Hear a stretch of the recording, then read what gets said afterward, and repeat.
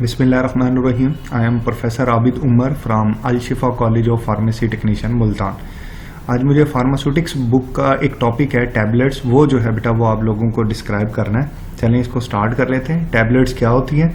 Tablets जो है वो compressed unit solid dosage form होती है। कंप्रेस्ड से क्या मुराद है बेटा?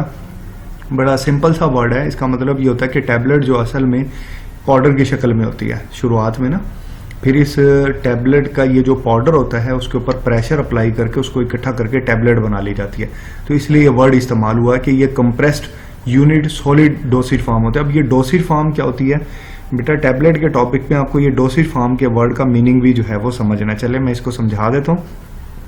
देखें, जैसे अभी मैंने आपको कहा कि जो है वो मेडिसन ड्रग जो है वो शुरुआत में पाउडर की शक्ल में हो सकती है, लेकिन उसको पाउडर की शक्ल से इकट्ठा किया जाता है, प्रेशर अप्लाई करके फिर उसे टैबलेट बना ली जाती है। अब मेडिसन की वो फॉर्म, वो शक्ल जिस फॉर्म में उसको मार्केटाइज किया जाता है, जिस फॉर्म में उसको मार्केट के अंदर लाया जाता है ताकि पेशेंट्स उसको इस्तेमाल करें, वो उसकी अशकाल, वो उसकी फॉर्म्स जो हैं वो डोसेज फॉर्म कहलाती हैं। मसलन टैबलेट को जो है वो पाउडर की जो है वो मेडिसन को टैबलेट की शक्ल में, कैप्सूल की शक्ल में, सिरप की शक्ल में या इंजेक्शन की शक्ल में जो है वो इस्तेमाल किया जाता है। ये जो मुख्तलिफ अशकाल हैं जिसमें जो है वो मेडिसन का इस्तेमाल किया जाता है, इनको जो है बेटा वो आप डोसेज फॉर्म कहते हो। मतलब टैबलेट भी एक डोसेज फॉर्म है, कैप्सूल भी एक डोसेज फॉर्म है, ठीक है ना। सिरप और इंजेक्शन ये सारी डोसेज फॉर्म्स हैं इन अशकाल में जो है वो यूजली मेडिसन का इस्तेमाल किया जाता है, तो इनको डोसेज फॉर्म कहते हैं। आई थिंक आपको अब ये टर्म क्लियर होगी। चले अपनी डेफिनेशन पर वापस आते हैं। मैंने कहा था कि ये कंप्रेस फॉर्म होती है, डोसेज फॉर्म है, और यहाँ आगे लिखा हुआ made of medicinal agents and suitable pharmaceutical excipients. इससे क्या मुराद है? वो ये आपको बताना चाह रहा है कि टैबलेट जो होते हैं ना वो बेसिकली दो चीज़ों की बनी होती है।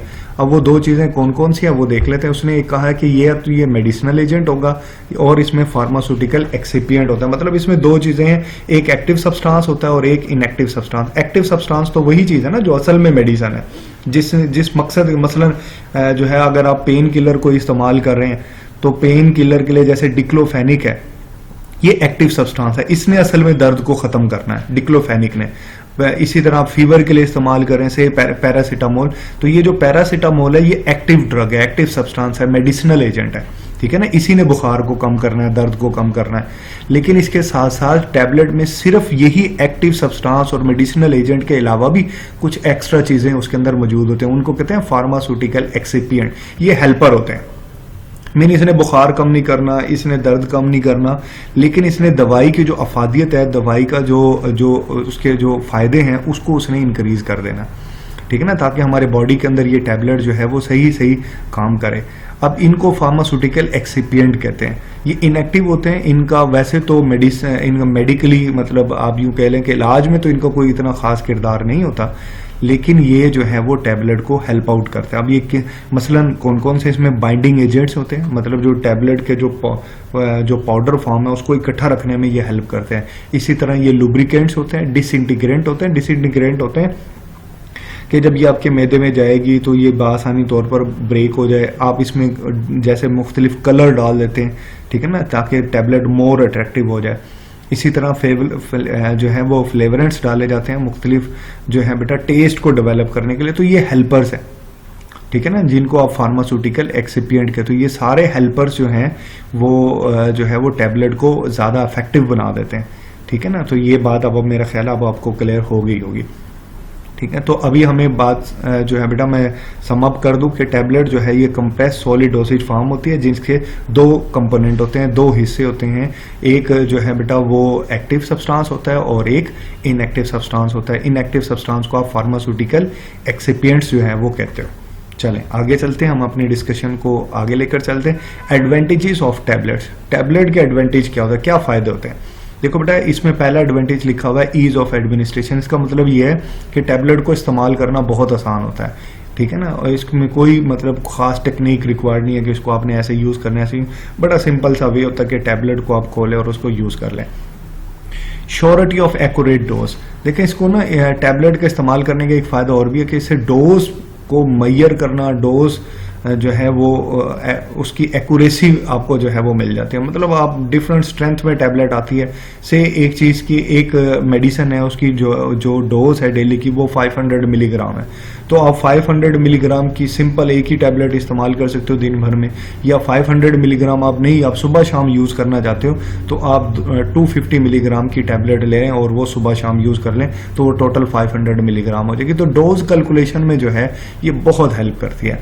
Number 3, in tablet manufacturing we have the ability to mask the taste of tablet. बाज़ औक़ात ऐसा होता है कि कुछ मेडिसिन ऐसी होती हैं जिनका टेस्ट बहुत ज़्यादा ख़राब होता है, बिटर टेस्ट होता है, तो आप इसके ऊपर कोटिंग लगा देते हो।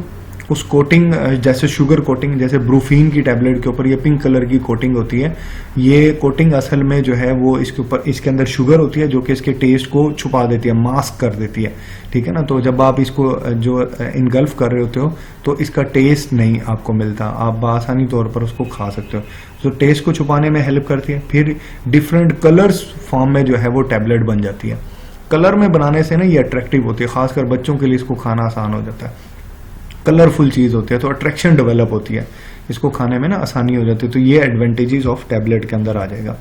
फिर आ जाता है बेटा डिसएडवांटेजेस ऑफ टैबलेट। टैबलेट के कुछ नुकसानात भी होते हैं, वो क्या है बेटा, नुकसान इसका क्या है, डिसएडवांटेज क्या है।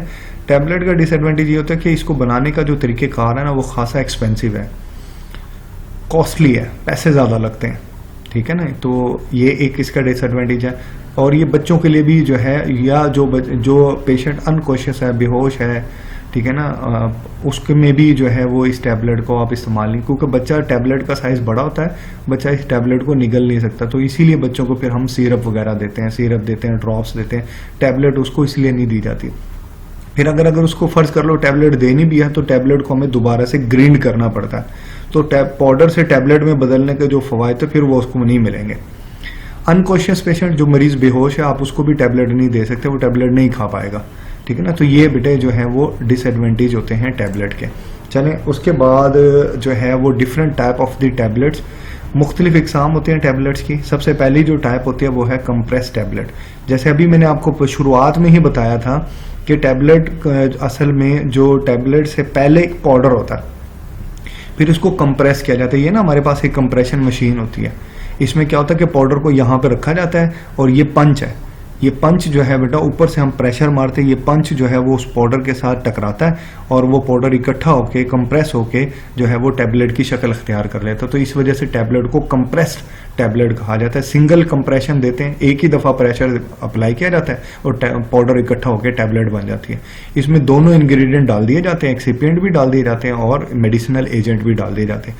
बाकी सारी चीज़ें इसमें ऐड करके हम एक टैबलेट कंप्रेस फॉर्म जो है वो बना लेते हैं। एग्जाम्पल आपको पता है पैरासीटामोल और एस्पिरिन वगैरह जो है वो इसके एग्जाम्पल में आ जाते हैं। फिर है मल्टीपल कंप्रेस टैबलेट, मतलब जिसमें आप एक से ज़्यादा दफ़ा प्रेशर कंप्रेशन देते हो, कंप्रेस करते हो उसको, एक से ज़्यादा दफ़ा प्रेशर अप्लाई करते हो, आप देखो ना मल्टी लेयर टैबलेट बन जाती है। देखो ये लेयर और है, ये लेयर और है, ये लेयर और है, तो आप इसको ना मल्टी लेयर कंप्रेस टैबलेट कहा जाता है। मल्टीपल कंप्रेस टैबलेट क्यों बनाई जाती है? वो इसलिए बनाई जाती है कि बाज़ औक़ात ऐसा होता है कि आप एक से ज़्यादा टाइप के एक्टिव इंग्रेडिएंट को इकट्ठा रखना चाह रहे हो, एक ही टैबलेट में इस्तेमाल करना चाह रहे हो। आप देखो ना कॉम्बिनेशन आता है टैबलेट के अंदर कि जनाब इसमें सूडोएफिड्रिन भी है, इसके अंदर आइबोब्रोफिन भी है। तो ऐसी टैबलेट को अब हम कैसे बनाएं? लेकिन अब ये दो इंग्रेडिएंट जो आप इस्तेमाल करो, से आप सूडोएफिड्रिन और आइबोब्रोफिन का कॉम्बिनेशन एक ही टैबलेट के अंदर डाल रहे हैं, तो फिर अब हम क्या करें? तो इसको मल्टीपल कंप्रेस टैबलेट की फॉर्म में बना सकते हो। ये दोनों कंपोनेंट इकट्ठे भी नहीं रह सकते क्योंकि ये एक दूसरे के साथ रिएक्ट कर जाएंगे या अनस्टेबल हो जाएगी टैबलेट। तो फिर क्या किया जाता है कि ऐसी टैबलेट को मल्टीपल कंप्रेशन मेथड से तैयार करते हैं।